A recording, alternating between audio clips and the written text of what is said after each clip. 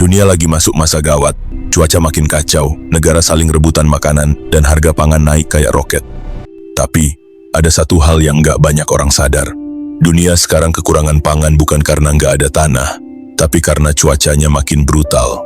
Banyak negara mulai panik. Tapi di tengah kekacauan ini, ada satu negara yang tiba-tiba naik daun dan jadi bahan pembicaraan para ahli. Bukan karena punya lahan yang banyak, tapi karena teknologinya mulai bikin negara lain melongo. Dan kalau orang-orang tahu apa yang Indonesia lagi siapkan, mungkin dunia bakal lihat kita bukan cuma sebagai negara tropis biasa, tapi sebagai penyelamat baru di tengah krisis pangan global. Sekarang gini, dunia itu lagi rapuh banget soal pangan. Kenapa? Karena cuaca makin gak bisa ditebak. Musim hujan berubah, musim panas makin panjang, dan negara-negara yang dulu jadi mesin pangan dunia, banyak yang gagal panen berkali-kali.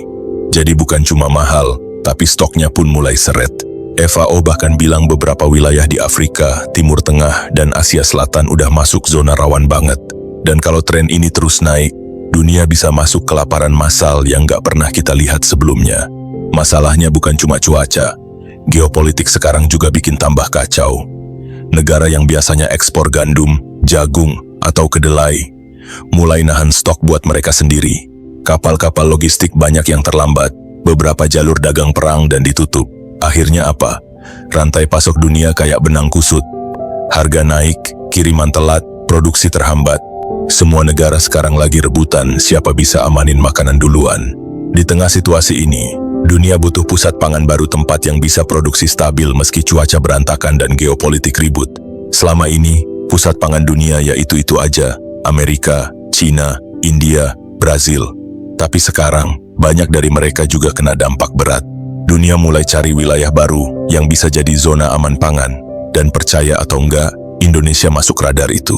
FAO juga ngasih peringatan bahwa negara tropis dengan curah hujan stabil dan tanah subur punya peluang paling besar untuk jadi pusat produksi baru. Dunia butuh tempat yang bisa tanam sepanjang tahun. Dan ini lucu, karena dulu kita sering dianggap cuma negara berkembang yang masih sibuk sama urusan dalam negeri. Tapi sekarang, justru kondisi alam kita yang bikin Indonesia jadi kandidat serius penyelamat pangan dunia. Dan ini baru permulaan.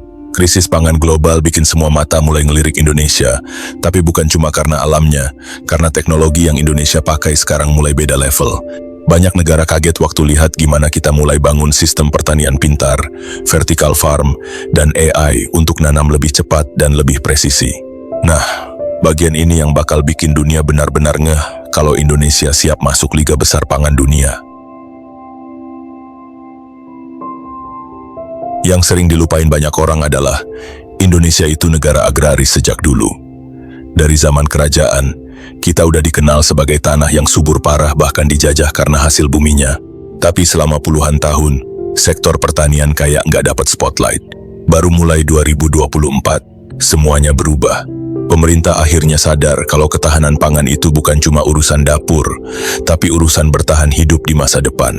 Mulai dari 2024, banyak kebijakan baru yang nge-push pertanian naik kelas. Dana riset naik, digitalisasi petani digaspol, dan insentif buat adopsi teknologi mulai digulirkan. Hasilnya, banyak anak muda akhirnya balik ke pertanian, tapi bukan dengan cara lama. Mereka bawa drone, sensor tanah, aplikasi panen, dan pendekatan bisnis yang jauh lebih rapi dari sebelumnya.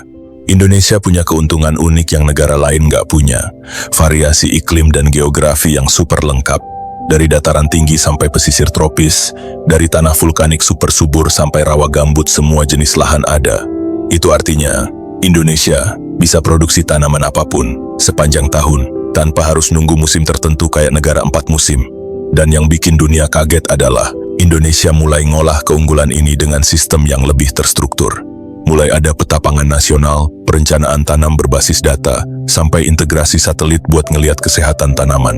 Dengan kata lain, kita nggak lagi bertani asal jadi, tapi udah jadi negara yang bangun strategi pangan jangka panjang kayak negara maju. Semua ini bikin Indonesia punya fondasi kuat buat masuk ke level berikutnya. Pertanian presisi, pertanian vertikal, dan otomatisasi. Dulu orang mikir kita cuma negara tropis biasa, tapi pelan-pelan, Indonesia lagi naik jadi salah satu pemain paling menjanjikan di peta pangan dunia.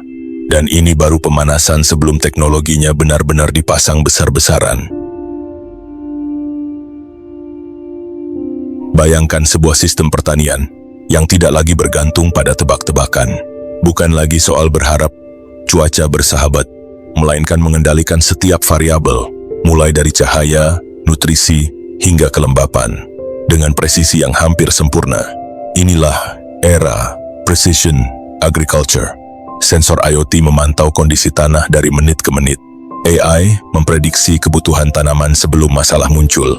Drone menyemprot nutrisi hanya di titik yang dibutuhkan, bukan hektaran lahan secara membabi buta.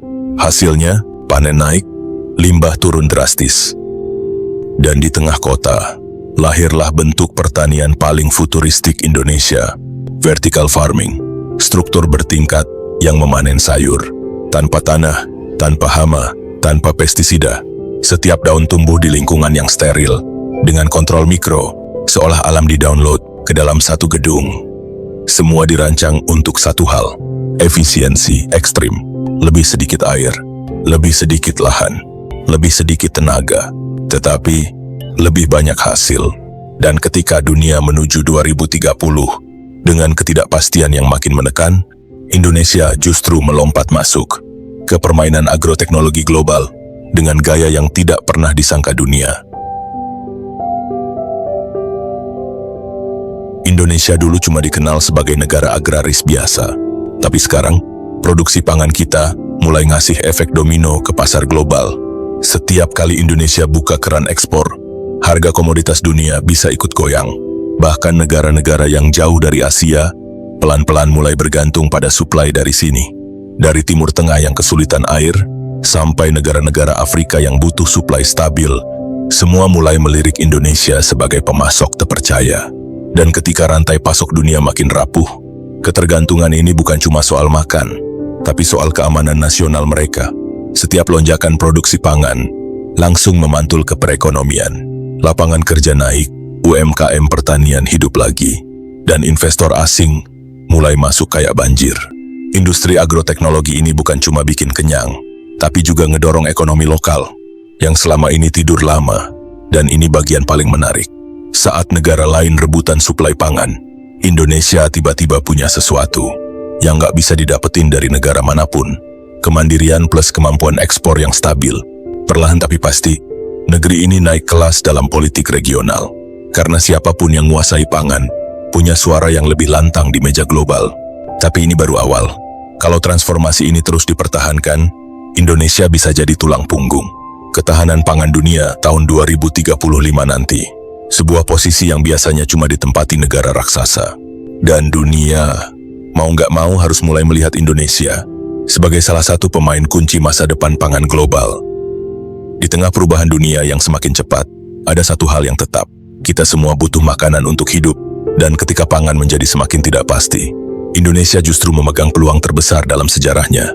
Peluang untuk memberi makan bangsanya sendiri. Peluang untuk menjadi lumbung pangan dunia. Peluang untuk membuktikan bahwa kekuatan terbesar sebuah bangsa bukan pada jumlah penduduknya, tapi pada kemampuannya memberi makan setiap jiwa yang hidup di dalamnya. Hari ini, teknologi sudah membuka pintu. Pertaniannya sudah tumbuh. Generasi barunya sudah bangkit. Yang tinggal hanyalah satu pertanyaan. Apakah kita berani mengambil langkah selanjutnya? Karena masa depan pangan dunia sedang berubah. Dan Indonesia punya kesempatan untuk menjadi pemimpinnya. Mulai dari sebuah pilihan sederhana, menjadi bagian dari perubahan, atau hanya menyaksikannya dari jauh.